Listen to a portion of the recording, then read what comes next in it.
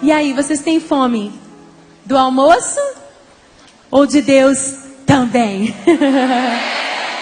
Então nós vamos no máximo, não vamos no mínimo. Nesta hora eu queria convidar aqui, mais uma vez, a nossa querida Helena Tanuri. Vamos aplaudi-la? Helena, tem mais um bate-papo antes da gente terminar hoje, né? Qual que é o tema de hoje e quais são as suas convidadas? O tema de hoje é o sonho de Cinderela, para as moças solteiras que querem se casar. E os nomes das minhas convidadas, que eu chamo agora para compor a mesa comigo. O que foi, gente? Pode se sentar, gente.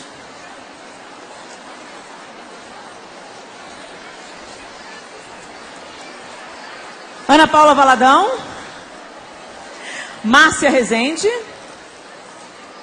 Alda Célia, Pastora Yara Diniz e Imaculada Alvino. Pronto, meninas, podem se posicionar.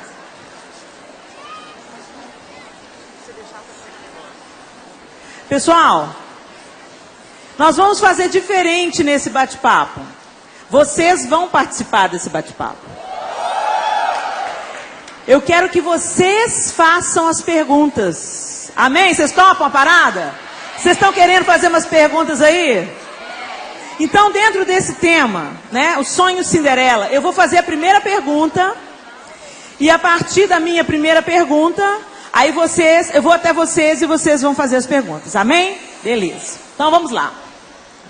A minha primeira pergunta é: como escolher o cônjuge? Tem uma receita? Tem um padrão que vocês acham que a gente deve observar? Só a cor dos olhos? Como escolher o cônjuge? Como escolher o marido? Pode falar sobre isso. Vou falar porque é outro capítulo do livro, tá, gente? Do próximo livro. Quem escolhe?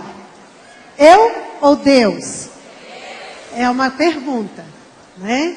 Como escolher? Os nossos critérios, muitas vezes, não são critérios tão apurados como os critérios do Senhor. Então, o que eu entendo que a gente deve fazer? Eu tenho o direito de escolha porque eu tenho a liberdade de escolher. Mas Jesus é o Senhor absoluto da minha vida. Então eu tomo meu direito de escolha e me rendo a Ele. E entrego a Ele e peço que Ele venha direcionar o meu coração a fazer a escolha certa. Agora, o que tem na vida de um homem para uma mulher observar? Integridade de caráter. Antes disso, uma experiência real, genuína com Jesus Cristo, sendo servo de Deus. Integridade de caráter. Ser um trabalhador, ser um homem que tem visão de futuro, que é batalhador. Não busque o rico, busque um que valorize o trabalho. Então, são critérios que precisam ser observados. Né? Deixa eu só dar um testemunho então rapidinho em relação a isso, porque eu vi que minha mãe, ela se casou, faz assim, ó. Minha mãe se casou com um homem maravilhoso, meu pai um homem íntegro, um homem de Deus, e ela falava isso, que ela fazia essa oração, né? E eu aprendi isso com ela. Deus, eu abro mão do meu direito de escolher, para o Senhor escolher para mim. E o que eu quero no marido? Eu falava de todo o meu coração, Deus, eu quero um homem que te ame apaixonadamente. Porque minha mãe falava isso também, ela falava, Deus, na igreja está cheio de homens, mas o coração só o Senhor conhece. Então eu falava, Deus, me dá um homem que te ame verdadeiramente, porque as outras coisas todas vão ser consequências. Se ele for um homem que ama Deus verdadeiramente, ele vai querer ser obediente à palavra de Deus. Ele vai ser um bom marido, um bom pai, um homem trabalhador, um homem próspero. E graças a Deus, meu marido é assim. Ele é apaixonado por Jesus. Aleluia. E é isso tudo. Amém. Eu estou aqui com a Raquel e ela quer fazer uma pergunta para vocês. Gente, agora mais ninguém anda. Para tudo, ó. Ok? Vamos lá, fala, Raquel. É o seguinte, às vezes muitas pessoas já estão no relacionamento. E algumas pessoas até da família nem enxerga com os bons olhos aquele relacionamento. Mas ela está tão envolvida e ela percebe que tem alguns conflitos. Mas o que acontece? Ela simplesmente fala assim, mas depois de casar a gente resolve isso daí. E não é assim, né? Eu queria dizer que, ainda completando a primeira e a segunda pergunta, um dos critérios que eu coloquei para mim na hora de escolher quem seria o homem certo para mim, foi exatamente a bênção dos meus pais. E assim, eu era muito teimosa e eu buscava a minha vontade, né?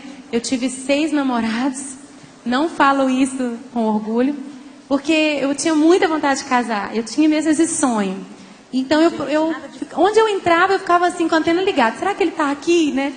E eu falo assim, que eu poderia ter vivido uma adolescência muito mais alegre, menos ansiosa, curtindo mais as minhas amizades, curtindo mais os acampamentos, os passeios, se eu não ficasse procurando o meu príncipe encantado, sabe? Que eu fui encontrar de uma maneira tão linda quando eu tinha 22 anos. Quantos anos eu vivia ansiosa? E eu começava o relacionamento, né? E daí a pouco já mostrava no meu fundo do meu coração, eu já sentia que não era aquilo. E aí tinha todo aquele estresse de terminar um relacionamento. E muitas vezes, né, os meus pais é que realmente falavam, olha, Ana, não tem muito a ver com você, né? Filha, você é uma águia, filha. Você é uma águia, você tem que voar, você tem que casar com alguém que vai te deixar voar. E não ficar ciscando nas coisas aqui dessa terra, né? E aí eu resistia, mas no final eu sempre cedia. E eu percebia, não, obedecer a palavra de Deus é a maneira mais certa de eu ser bem sucedida. Então eu vou obedecer e honrar os meus pais. Os pais são usados por Deus para inclinar o nosso coração e trazer esse direcionamento. Isso é extremamente importante. Eu sempre falava que eu nunca teria coragem nem de namorar alguém que os meus pais fossem contra, gente. Nunca, graças a Deus. E quando eu conheci o Eleazar, eu falei, Deus, quero que eles, se for realmente do Senhor, que eles gostem dele de cara. E foi assim também. Agora, sabe, você está muito preparado, mas eu só quero completar a primeira também, porque pode parecer que a gente está falando de busca essas qualidades do homem e esquece o resto. Não, você tem que também gostar do que você vê, porque você não vai casar e não vai de olho fechado. Você tem que olhar para ele e gostar do que você vê. Vai ter que Atração física. Sabe uma coisa que meu pai, ele me perguntava? Falava assim, filha, você está se divertindo? Vocês riem juntos? Quer dizer, tem muito além também do só amar Jesus, que é o principal. Mas vocês têm que se dar bem realmente. E a alegria dos meus pais foi uma coisa que eu encontrei quando eu comecei a relacionar com o Gustavo. Mas eu confesso que chegou também um momento, eu queria abrir esse parênteses, que até os meus pais, eu acho que de tanto trabalho que eu dei para eles nessa área, até os meus pais ficaram um pouco receosos com o Gustavo. O que nós fizemos? Nós começamos a orar. Nós começamos a orar. Então você talvez tenha tanta convicção que é essa pessoa e seus pais estão em dúvida ou estão contra. Ore, porque o Senhor realmente é quem pode inclinar o coração das pessoas que são autoridades sobre as nossas vidas. E Deus confirmou, Deus deu paz ao coração dos meus pais e nós nos casamos. Eu tive um relacionamento na minha adolescência, foi muito sério, eu já estava praticamente noiva e a gente acabou terminando. Eu fiquei muito decepcionada, fiquei muito ferida nas minhas emoções e eu decidi então, fiquei 5 anos sem namorar ninguém. E nessa época foi que eu fui para o Instituto Bíblico e comecei a orar e a princípio eu achava que era estranho orar pelo marido. Sabe, parecia que era uma coisa carnal, uma coisa natural, e eu só queria as coisas de Deus, coisas do alto, né? E até que o Espírito Santo falou comigo, que é a segunda decisão mais importante da tua vida. Então você precisa, sim, orar e colocar diante de Deus. E nesse tempo eu falei, Senhor, eu fiz justamente o que a pastora Yara falou. Os meus olhos só veem o que está à minha frente, mas os teus olhos veem toda a terra. Então eu coloco diante do Senhor, eu só vou me consagrar para o Senhor e deixar que o Senhor traga para mim a pessoa certa. E depois eu li um livro chamado Quarta Dimensão. Quem já leu? Aí ele falou assim, você tem que ser muito específico na sua oração. Eu falei assim, então Deus, olha Senhor, eu coloco diante do altar, mas isso aqui é o que eu quero. Aí eu coloquei primeiro o caráter, a consagração. Eu também de escrevi Deus. num papelzinho a Fez? minha lista. Aí eu falo com o Gustavo, a única coisa que não veio na lista é que ele não gostava de fazer massagem em mim. Aí, esses dias, ele foi, comprou um creminho e falou assim, ó, já pode riscar isso na sua lista também.